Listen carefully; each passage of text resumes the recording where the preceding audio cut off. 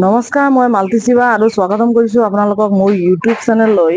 ছাত্ৰ-ছাত্ৰীসকল, আজি মই তোমালোকৰ বাবে অষ্টম শ্ৰেণীৰ পাঠ্যপুথি ভূগোল আৰু অৰ্থনীতি বিজ্ঞানৰ দ্বিতীয় পাঠ জনসংখ্যা বৃদ্ধি আৰু বিতৰণ ভিতৰৰ প্ৰশ্ন উত্তৰখিনি কৰাম। ঠিক আছে, ইয়াত তোমালোকে যদি মোৰ চেনেলটো ছাবস্ক্ৰাইব কৰা নাই তেনেহ'লে মোৰ চেনেলটো ছাবস্ক্ৰাইব কৰি দিবা আৰু লগতে লাইক কৰি দিবা আৰু ভিডিঅ'টো চাই তোমালোকক পঢ়াৰ ক্ষেত্ৰত কিমান সহায় হৈছে সেইটো মোক তোমালোকে কমেন্ট কৰি জনাবা। ঠিক আছে, আৰু ভিডিঅ'টো তোমালোকে ভালকে চাবা, সম্পূৰ্ণকে চাবা আৰু শেষলৈকে চাবা, কাৰণ মই তোমালোকৰ বাবে বহুত ইম্পৰ্টেণ্ট ভিতৰৰ প্ৰশ্ন উত্তৰখিনি লৈ আহিছো। পৰীক্ষাৰ ৰিজাল্টটো খুব ভাল হওক বুলি। তোমালোকে আগৰ ভিডিঅ'ত মই কৈছিলো পাঠৰ মাজৰ পৰা তোমালোকক 60 বা 65 মাৰ্কছৰ প্ৰশ্ন উত্তৰখিনি কমন আহিব বুলি। ঠিক আছে, আৰু অনুশীলনীৰো প্ৰশ্ন উত্তৰখিনি চাবা হা। অনুশীলনীৰ প্ৰশ্ন উত্তৰ কেইটাও ইম্পৰ্টেণ্ট হয়। তেনেহ'লে আজিৰ ভিডিঅ'টো আৰম্ভ কৰো। পেজ নম্বৰ 21, পেজ নম্বৰ 21ত আমি আজি কি প্ৰশ্ন উত্তৰ কেইটা পাওঁ চাওঁ আহা। পেজ নম্বৰ 21ত আজি আমি কি ভিতৰৰ প্ৰশ্ন উত্তৰটো পালো চাওঁ আহা। প্ৰথম প্ৰশ্নটো হ'ল 2008 চনৰ লোকপিয়ল মতে পৃথিৱীৰ মুঠ জনসংখ্যা কিমান আছিল? 2008 চনৰ লোকপিয়লৰ মতে পৃথিৱীৰ মুঠ জনসংখ্যা কিমান আছিল? 668 কোটি। ঠিক আছে, 2 নম্বৰ প্ৰশ্নটো কি আছে চাওঁ আহা। পৃথিৱীৰ ভিতৰত আটাইতকৈ বেছি জনসংখ্যা থকা দেশ তিনিখনৰ নাম লিখা। উত্তৰটো চাওঁ আহা, কি হৈছে উত্তৰটো চাওঁ। চীন, ভাৰত আৰু আমেৰিকা যুক্তৰাষ্ট্ৰ। ঠিক আছে, চীন, ভাৰত, আমেৰিকা যুক্তৰাষ্ট্ৰ।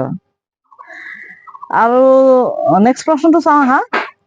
জনসংখ্যাৰ কেন্দ্ৰীভৱন বা থুপীকৰণ অনুসৰি পৃথিৱীৰ কেইটা ঘনবসতি অঞ্চল পোৱা গৈছে আৰু সেইকেইটা কি কি?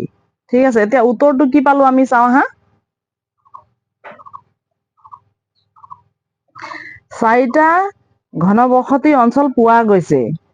সেইকেইটা হ'ল পূব এছিয়া, দক্ষিণ পূব এছিয়া, পশ্চিম আৰু মধ্য ইউৰোপ আৰু আমেৰিকা যুক্তৰাষ্ট্ৰৰ উত্তৰ পূব উপকূলীয় অঞ্চল।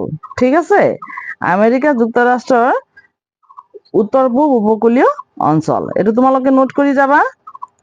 আৰু নেক্সট প্ৰশ্নটো কি আছে চাওঁ।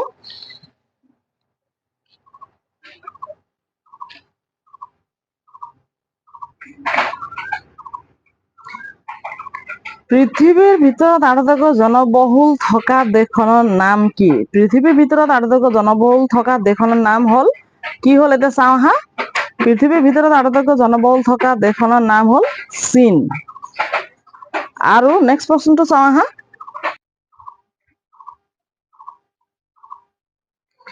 নেক্সট কুৱেশ্যনটো কি আছে, জনপ্ৰব্ৰজন কাক বোলে? ইয়াত অকনমান এটা লিখিব থাকি গ'ল, মই ওপৰত লিখি দিছো, তোমালোকে ভালকে চাবা।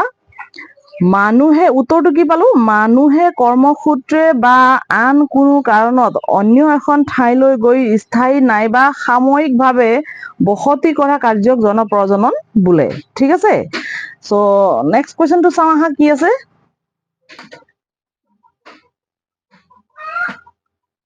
উৎস স্থান কাক বোলে? আনচাৰটো কি পালো আমাৰ, উত্তৰটো কি পালো, প্ৰব্ৰজনকাৰীসকলে যি স্থানৰ পৰা যায় সেই ঠাইকে প্ৰব্ৰজনৰ উৎস স্থান বুলি কোৱা হয়। ঠিক আছে, আৰু নেক্সট প্ৰশ্নটো কি পালো, নেক্সট প্ৰশ্নটো তোমালোকে চোৱা। নেক্সট প্ৰশ্নটো আমি কি পালো, প্ৰব্ৰজনৰ লক্ষ্য স্থান বুলিলে কি বুজা? প্ৰব্ৰজনৰ লক্ষ্য স্থান বুলিলে কি বুজা? উত্তৰটো কি পালো আমি চাওঁ আহা। প্ৰব্ৰজনকাৰীসকলে যিখন নতুন ঠাইত গৈ বসবাস কৰিবলৈ লয় তাকেই প্ৰব্ৰজনৰ লক্ষ্য স্থান বুলি কোৱা হয়।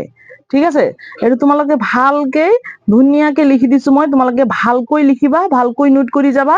ঠিক আছে, নেক্সট প্ৰশ্নলৈ চাওঁ আহা কি আছে নেক্সট প্ৰশ্নটো। নেক্সট প্ৰশ্নটো আছে তোমাৰ, জনসংখ্যাৰ ফালৰ পৰা আমাৰ দেশ ভাৰত কোনটো স্থানত আছে? জনসংখ্যাৰ ফালৰ পৰা আমাৰ দেশ ভাৰত কোনটো স্থানত আছে? উত্তৰটো কি পালো আমি চাওঁ আহা। জনসংখ্যাৰ ফালৰ পৰা আমাৰ দেশ ভাৰত পৃথিৱীৰ ভিতৰত দ্বিতীয় স্থানত আছে। ঠিক আছে, আমাৰ দেশ ভাৰত জনসংখ্যাৰ ফালৰ পৰা কোনটো স্থানত বুলি কৈছে, ইয়াত কি লিখিছো আমি কি পালো, জনসংখ্যা ফালৰ পৰা আমাৰ দেশ ভাৰত পৃথিৱীৰ দ্বিতীয় স্থানত আছে। ঠিক আছে, তোমালোকে এইটো নোট কৰি যাবা। নেক্সট প্ৰশ্নটো কি পালো আমি চাওঁ হা। 2008, 2011 আৰু 2020 চনত ভাৰতবৰ্ষৰ জনসংখ্যা কিমান আছিল? ঠিক আছে, উত্তৰটো চাওঁ আহা। 2008 চনত ভাৰতবৰ্ষৰ জনসংখ্যা কিমান আছিলে? 114 কোটি। ঠিক আছে, নেক্সটটো চাওঁ। 2011 চনত, এইটো ইয়াত দিয়া আছে, 2011 চনত ভাৰতবৰ্ষৰ জনসংখ্যা কিমান আছিল? 121.1 কোটি। আৰু 2020 চনত ভাৰতবৰ্ষৰ জনসংখ্যা কিমান হৈ গ'ল? 134 কোটি। ঠিক আছে, চ' নেক্সট প্ৰশ্নলৈ চাওঁ হা। নেক্সট প্ৰশ্নটো কি আছে? শ্ৰেষ্ঠ সম্পদ মানে কি? শ্ৰেষ্ঠ সম্পদ মানে কি? উত্তৰটো কি পালো চাওঁ হা। সকলো সম্পদৰ আহৰণ আৰু ব্যৱহাৰৰ, যেনে মানুহৰ বুদ্ধি, বৃত্তি, কাৰিকৰী কৌশল, কৰ্মদক্ষতা আৰু শিক্ষা আদি এনেবোৰ গুণৰ বাবে মানৱ সম্পদক শ্ৰেষ্ঠ সম্পদ বুলি কোৱা হয়। উত্তৰটো আকৌ এবাৰ চোৱা। সকলো সম্পদৰ আহৰণ আৰু ব্যৱহাৰ, যেনে মানুহৰ বুদ্ধি, বৃত্তি, কাৰিকৰী কৌশল, কৰ্মদক্ষতা আৰু শিক্ষা আদি এনেবোৰৰ গুণৰ বাবে মানৱ সম্পদ শ্ৰেষ্ঠ সম্পদ বুলি কোৱা হৈছে। ঠিক আছে, নেক্সট প্ৰশ্নটো কি আছে চাওঁ আহা। 2001 চনৰ লোকপিয়লৰ মতে অসমৰ মুঠ জনসংখ্যা কিমান আছে? 2001 চনৰ লোকপিয়লৰ মতে অসমৰ মুঠ জনসংখ্যা কিমান আছিল?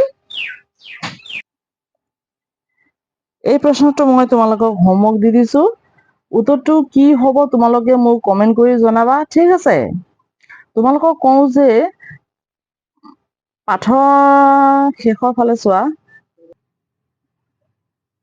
ইয়াত তোমালোকক মনত ৰাখিবলগীয়া কথা বুলি দিয়া আছে। ঠিক আছে, আৰু তোমালোকে ভালকে পঢ়ি মনত ৰাখিবা। ঠিক আছে, ইয়াৰ পৰাও কিছুমান প্ৰশ্ন কাটিব পাৰে। ঠিক আছে, আৰু লগতে অনুশীলনীৰ প্ৰশ্ন উত্তৰ কেইটাও চাবা, কাৰণ আমি এক্সামৰ কাৰণে চব ফালে প্ৰিপেয়াৰ হ'ব লাগিব। বুজি পালানে? কি বুজি পালা? কি বুজি পালা? মই কোৱাৰ অৰ্থটো হ'ল আমি পৰীক্ষাত ভাল ৰিজাল্টৰ কাৰণে পাঠৰ ভিতৰুৱা প্ৰশ্ন উত্তৰ খিনিও চাব লাগিব, মনত ৰাখিব লাগিব। আৰু ইয়াত চোৱা, তোমালোকে ইমান ধুনীয়াকে পইণ্ট কেইটা দেখুওৱা আছে, ইয়াত দিয়া আছে ধুনীয়াকে, সেইকেইটাও মনত ৰাখিব লাগিব, পঢ়িব লাগিব, ভালকে বুজিব লাগিব ইয়াত কি কোৱা হৈছে। ঠিক আছে, আৰু শেষত কি কৰিব লাগিব? গেছ কৰা। কি কৰিব লাগিব? গেছ কৰাচোন বাৰু। কৰিলানে? ঠিক আছে, ময়ে কৈ দিওঁ দিয়া। আৰু কি কৰিব লাগিব?